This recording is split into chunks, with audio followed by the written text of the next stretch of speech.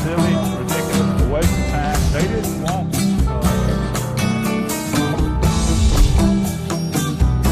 that's why they were so successful. That's why they got away with it. I've made a living in very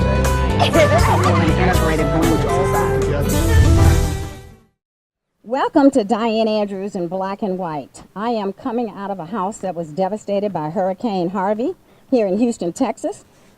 I'm going to talk to the owner of the house, Miss Marie Guerra, and two other people who work with the Oak Meadows Church that is doing such a fantastic job. The Cajun Navy is in here working on her house. You've seen some of the footage already of what's out in front of her house that has come out of her house. Miss Marie Guerra. Maria Guerra, yes. Guerra. Mm-hmm. And Mr. Roy Perry and Miss Ashley Fletcher. And both of these, Ashley works with Oak Meadows Community Worship Center. And Roy, you work there also, right? Or where do you work? I'm with the Cajun Army. You're with the Cajun Army. So you're actually one of the people who are helping gut the house, which you've done. I'm going to ask you just to describe to me and to the audience what happened during Hurricane Harvey here to you and to your house. First of all, it was the worst thing that had ever happened to us. I've never gone through this. The water started coming up at 3 o'clock in the morning, and it was just me and my girls at home. Was this Saturday night? I think this was Saturday morning. Mm-hmm. Saturday morning. I lost track of time, I'm sorry, but it was 3 o'clock in the morning. I believe it was Saturday morning, or it could have been Sunday morning, I don't remember. Yeah. But I just heard a gurgling, a really loud gurgling that woke me up. And we thought, okay, we have time. Tomorrow we'll finish picking up stuff and putting things away so we can get out of here. It was too late. By 3 o'clock in the morning, it was too late. The water was gurgling inside through the walls. It was seeping through the walls and into the bathrooms. Marie, how high was the water at 3 o'clock? By that time, at 3 o'clock in the morning, it was starting to come in. It was at my feet. By the time I woke up, it was at my ankles. And it was rushing. It was, I would say, seeping in. I could not see outside how high it was outside because it was too dark at the light. We had no power. So I got a flashlight and I started to call my girls, get up, we got to get out of here. But it was too late. We couldn't get out. We couldn't get out because the water, once I tried to open the door, the water was already, you see that right there? Yeah. It was already going up there, up the second step. And we thought by the time we get out here, we cannot move the cars anymore. We can't. So we tried to call for help. My son-in-law and did the phones work? My daughter's phone would on and off. Cell phone or the do cell you have phone. a landline? No, I do not. Okay. But like I said, we had no power. We didn't have electricity. We were going by a flashlight, and we could not get through. Finally, when we finally did, we were able to tell somebody, if nobody can get here, we're going to go to the attic and we're going to go to the window and we'll flag somebody out there. If somebody's able to see us through the trees, you have we a weren't window sure. in your attic, which is good because they always tell people to carry a hammer or a saw and Yeah, put a hole in your attic. and that's what our plan was. If you have to get out, yeah. Yeah, and that's what our plan was, to go up there and do that. Yeah. But the water started coming up. By the time the sun came out, or the day, was able to we could see outside, the water was already at my knees. How afraid were you, Marie? I was terrified. What about, I your honestly children were with you? Yeah. How many? We had our baby. She's 7 months old, and my two girls. It's terrifying to think about what could have been. It is. When finally somebody came at about 11 o'clock in a kayak, they kayaked. They had to. It's a mile down the road where the railroad is. They had to get on the kayak there, kayak all the way over here. They kayaked up to my door, and that's how they got us out. And what about the rest of the people? Did anybody else get trapped in this community? I understand. Nobody was debris. at that house that I know of for a while. They just stayed in there, and they went up, and I guess I don't know if it was on top of the roof or where, but I saw people climbing on top of their trucks. They were up there. They just stayed there. They didn't want to leave. Right. And these people next door, they had already left. They had already gone. Is there a river around here? Is there a river? Or we have the gully right up here. Okay. The gully is right there. But by the time, when I had seen the gully the day before, I thought we're okay because it's only like not even halfway through. Right. But by 3 o'clock in the morning, the water was coming inside the house. I mean, they had so many trillions of gallons of rain that fell because when it dropped down to a tropical storm, it just sit here and rained. And when we were finally kayaked out, if you can see the fence right there, the water was up to that top fence. We could barely see the poles at the top. That's how bad it was coming down the gully. Oh my goodness. goodness. It was that high. We would have never been able to get out of here ourselves. Thank We never goodness. had. Thank God for the kayak. Oh my God, I thank God. I thank God. We couldn't see. It was like a river. Everything here was like a big river. You could not see land. I just interviewed a lady from the Cajun Navy who's rescued 32 people in water close to Port Arthur, Texas. Yeah. Yes. It is like that here. I like a feel river. fortunate that we are alive. That's right. We're okay, and I thought we were not going to get out alive, and thank God, we're at a point where we're okay. Yeah. You know, we're alive.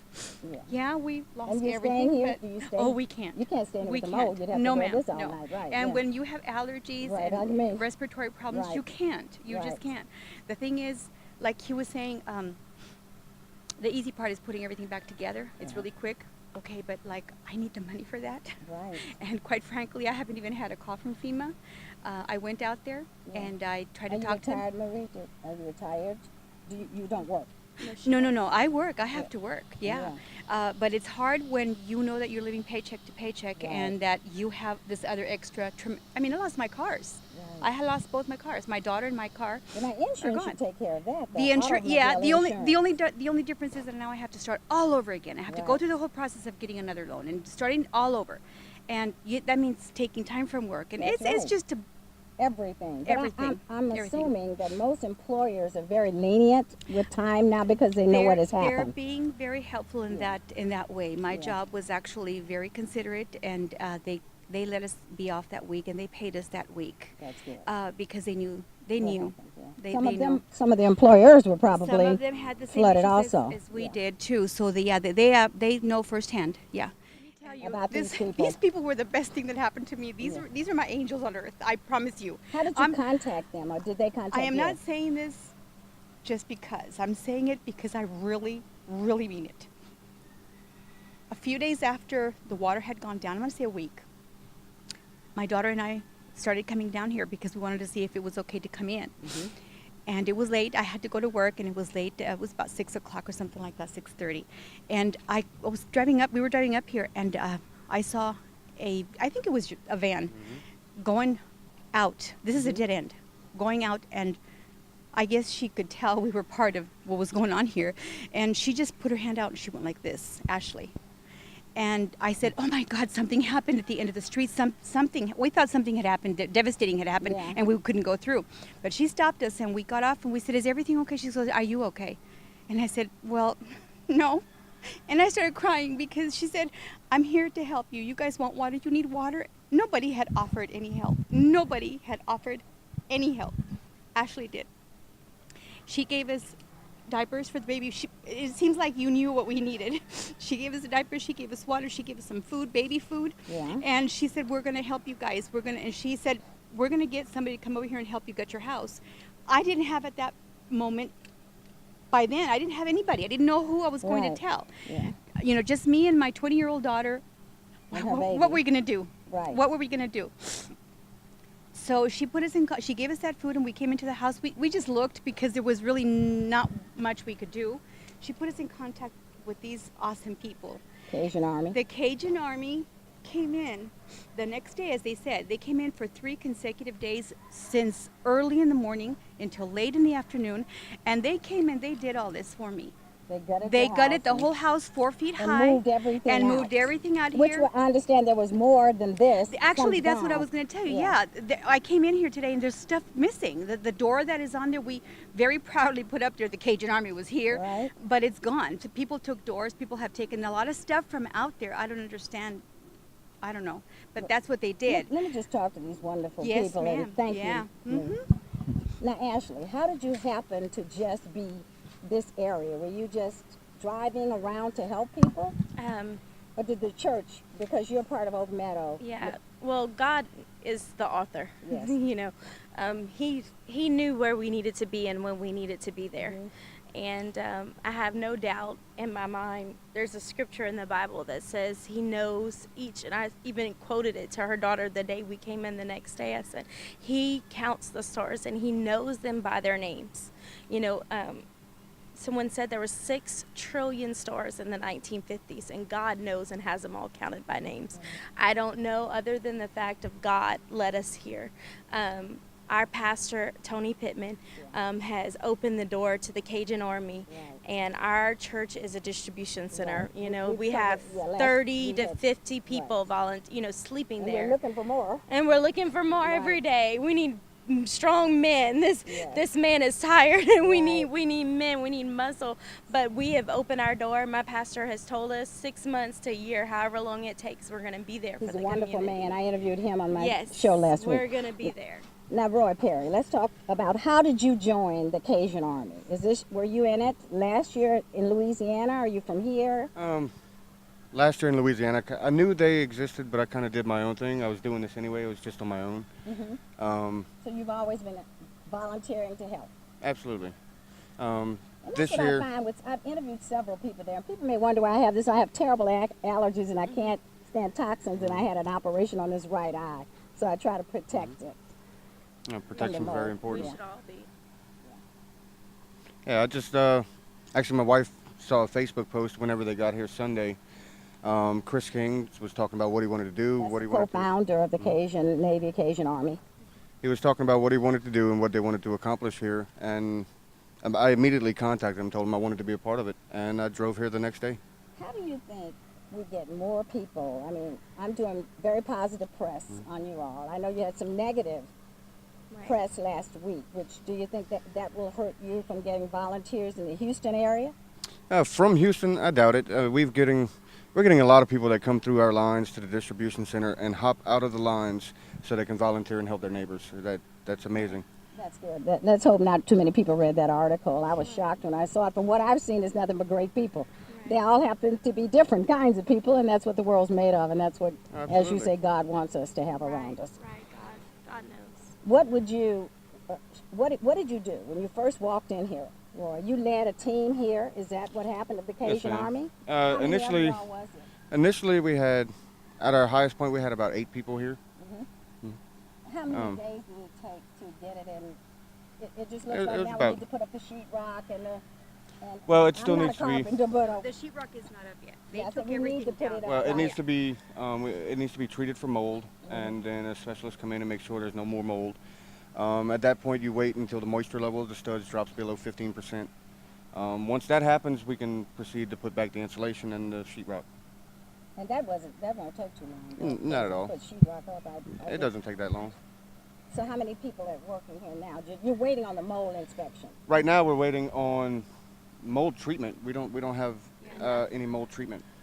So you need volunteers to help, Or- some companies to help you with mold treatment. Absolutely. If they can ship us some, I really like shockwave mold treatment. That's what I like to use. We just don't have enough. That's probably one of the biggest problems, and for the Cajun Army, right? You can get it to this point, but you can't do anything else Absolutely. until you get the mold treatment. Right. And some people are just putting their sheetrock right back up. That's going to be very dangerous. I know people who have died from mold in the walls, in between the walls. Absolutely.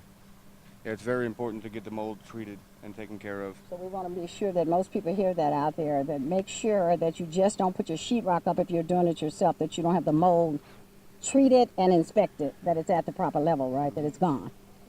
And even after that, you still have to wait for your studs to dry. Your studs have to be below 15%. Are you a carpenter or a contractor? Or have you Kind of a done jack that? of all trades. I do this for a living. Yeah. Oh, okay. So you're taking off, as I've seen a lot of people here, from their own work. Yes, ma'am. Everybody's not retired that I met and that I've interviewed here today. A lot of people are like you. Yeah. Yeah. We got a lot of us out here. We've left our jobs, our families behind, our homes, to come out here and help. Did your home get flooded? Either one of you all's home get flooded? My house was a lake house, but it did not. It messed up the foundation probably underneath my house, but my pastor really believes that God had put a hedge of protection around our house and our church so we can Right. do this. Do you live over near the church? I live in Tarkington. I live an hour from the church. Oh, okay. So I live north. Is there anything else that you all would like to say? I know, Marie, you. I would. I would like to say that thank you, and those are not words good enough to show you how I feel. Thank you. And I want you all to know that this is only the beginning for us. People tend to think that, okay, the rain is gone, it's over, you're done. This is just the beginning. Right. And a lot of us, we weren't prepared for this. We weren't prepared for this extensive damage. We need help. Houston needs help, and even in Baton Rouge, we flooded through the great unnamed flood last year, and people are just getting back into their homes a year later. Exactly. So, as you say, Marie, this is just the beginning. But with God willing, you will get more volunteers, and hopefully someone with mold treatment will help the Cajun Navy to get these people's lives back on course. Thank you very much. Thank you, Marie. Thank you.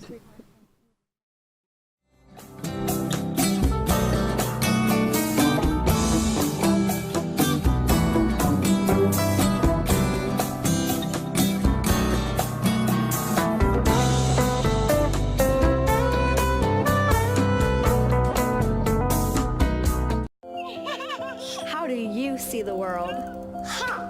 At Shriners Hospitals for Children, we know that changing how you see things can turn them into everyday miracles!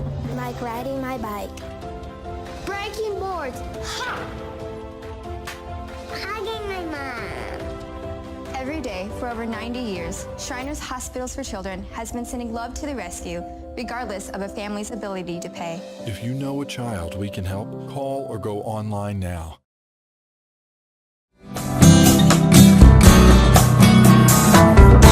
We're going to go now to the field kitchen, and we're going to take some footage to just let you see how efficient these volunteers who have come together like a well-oiled machine.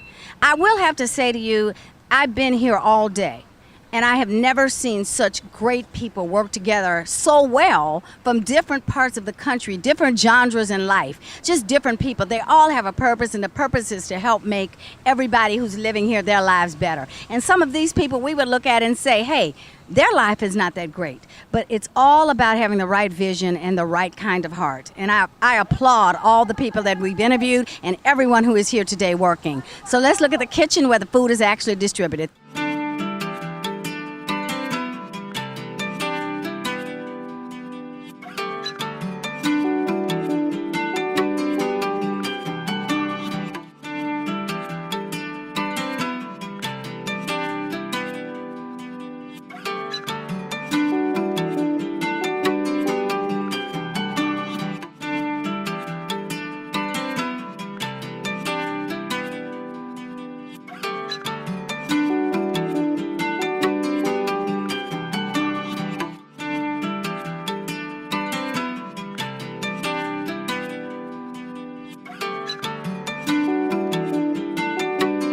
Hi, audience. Thanks for being with us and sticking with us with this very humanitarian, compelling story. As you know, we just left the victim's house here in Houston, and I had all the apparatus on because I have a terrible allergy to mold, and in my eye, I recently had surgery, but we're back to normal now, but I still have my shades on, and we're outside Oak Meadows Community Worship Center, and we're going to do a lot of footage here with the volunteers.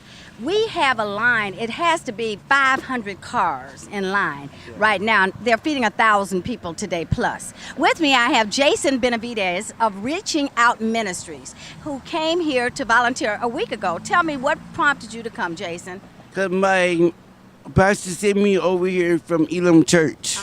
And where is Elam Church? Down the street by the gas station going the other way. And some of your people also flooded in your church. Did you help them also? Yeah, we did.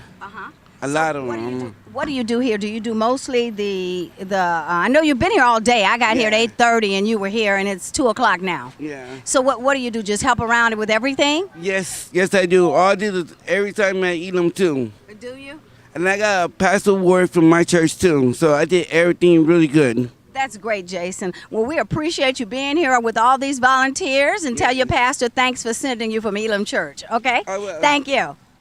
I'm standing here with Johnny Chadwick. He's an RN from Lampasas, Texas. His Metroplex health system, where he works, has given him the graces to come here and to work on this great, worthwhile cause at Oak Meadows Community Worship Center. Tell me why you wanted to do this. Because I'm a human being, and I'm helping out my fellow Texans, and that just means everything to me.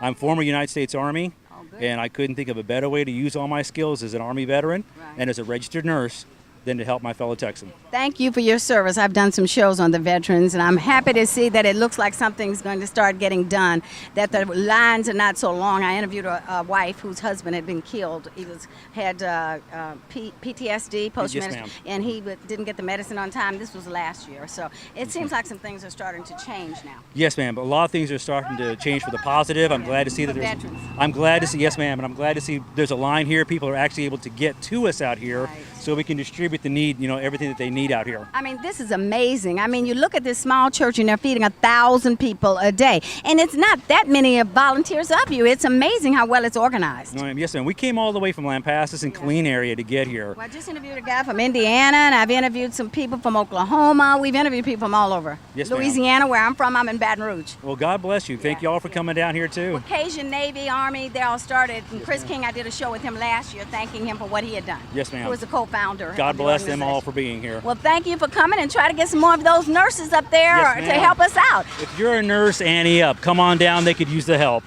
Thank you, Johnny. Thank you so much. You are so adorable. Thank you. Bye-bye. I'm going to give you the YouTube. Hi, I'm standing with another great volunteer from out of state, from Terre Haute, Indiana, Kirk Smith. He's here. His union has sent him, and they sent 1,500 diapers with you. Our union sent 3 people. Our company matched half the wages. We brought down probably. Who's your company? That's a great boss. Bemis. It's their Bemis. Bemis. Okay. Bemis. They make bags for overwrap, and we came down here. We brought about a trailer full of food. We donated to the schools in Pasadena. We volunteered. We ripped out people's floors. Are you at Cajun Army? You're just with your own volunteer? We are from Local 1426. Our ball team, our softball team also brought 15,000 diapers and over 10,000 wipes for the Texas Diaper Bank, and we've helped people rip their houses out. We put a new floor in. We gave I think it's called Cruz Elementary School in Pasadena. We gave 26 big boxes for them that our local school helped, and we transported it all down here. Kirk, how long have you been here? We've been here since last Friday. How long will you all be here? We're leaving Saturday morning, so we're going to be here about 8 days. That's great. God bless you, and thank you, and the people at Bemis Brothers Bag Company, and your local 1426, and everybody in Terre Haute, Indiana. Thank you very much, Kirk. Thank you. I have with me Rick Aldridge from Oklahoma. He has come all the way from Oklahoma to work with the hurricane.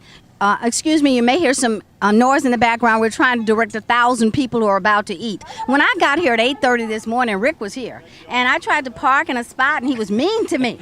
So now you were mean. You were just doing your job, which is great. Tell us about how you brought 40 people here from Oklahoma to help, and you do this around the country. Yes, we got the call early to come down and assist, and we kind of took our time to decide where we wanted to go and who needed it the most. And it actually, as a Christian, things happen for a reason. And a prayer and a phone call connected me with the pastor here, Pastor Tony. And I heard his story, and I decided that's where we got to go. We got to be there. So we loaded up all 40 of us. We brought a 25-foot U-Haul with us that was full of donations. And I stopped and bought $1,000 worth of fresh produce on the way.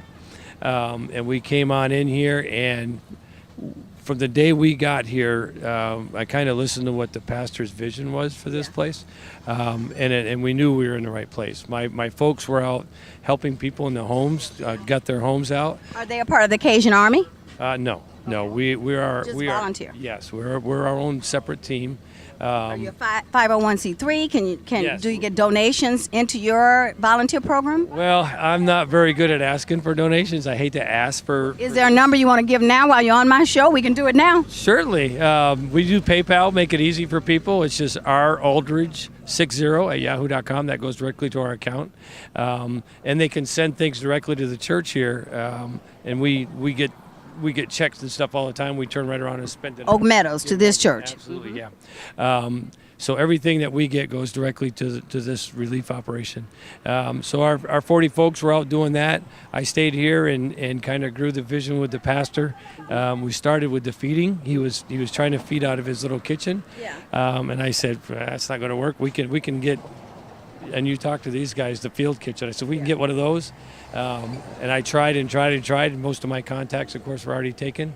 And you pray about it, and the Lord provides. Literally the next morning, we're out here trying to figure out what we're going to do. And one of the guys came up and said, hey, you Rick? And I'm like, yeah. And I said, why? Sometimes you have to wonder about that before you answer. Right. And he said, we have a field kitchen. Can you guys use it? I'm like, oh my gosh, you got to be kidding. So these guys came in, and what a blessing. I mean, we were able to provide hot meals to the people in this area. The people in this area are just not getting any help at all. What do you think the problem is? Because I understand FEMA's response has been pretty good. It's just overwhelming. I think it's the biggest flood, the most costly ever in U.S. history. Yeah, that could be part of it. Yeah. I hate excuses. Yeah. I mean, period. I mean, I've been doing this a long time, and they just have not seen the Red Cross. They have not seen any representative. You're talking about volunteer organizations nowhere. Correct. We've gone through these neighborhoods day after day after day, and we ask people, have you seen? They don't know where to go to ask for help. They don't know what kind of help to ask for. We've made flyers with information on them to try to help, but it's just not there yet. These people are going on over 2 weeks in their homes. They're living in their homes. You saw one today that's already gutted. Right. That was it, and she was so Marie. She was so appreciative, and she just cried. It's just so heartwarming. I mean, that's why I'm here doing this. Yeah, you go into the houses that haven't been done, and the families are still living in them. With mold. With mold, mildew, water, you name it. They're sleeping in there. And then this long, they're going to start developing respiratory problems. We've got a lot of people with ear infections because when the flood was here, they had their head underwater for whatever reason. So I talked to a couple of area hospitals to kind of get a feel of what's happening, and everything's starting to spike now because we're at that point where they're in there for so long without any type of protection. We're looking at the cars now. I don't know. I think we're picking up some of the cars in the back area there. The cars that are coming to pick up food. Yeah. Well, Rick, I want to give you this. The people do a really great job. It's just a mug from Dianne Andrews in black and white to show you we appreciate everything you do, and you do this around the country. Where were you? One more question. Where were you before you were here? We were actually in Neosho, Missouri. We had a flood up there. We've been in Kansas. And of course, being from Oklahoma, we have tornadoes and floods all the time. Right. So we've been extremely busy this year, unfortunately. God bless you. Yeah, it's a bad thing, but it's a good thing you're there to help people. Thanks very much, Rick, for what you do. Thank you very much. You're welcome. Thank you very much, Hibernia Wealth Management in Baton Rouge, Louisiana, for sponsoring this episode of Dianne Andrews in Black and White.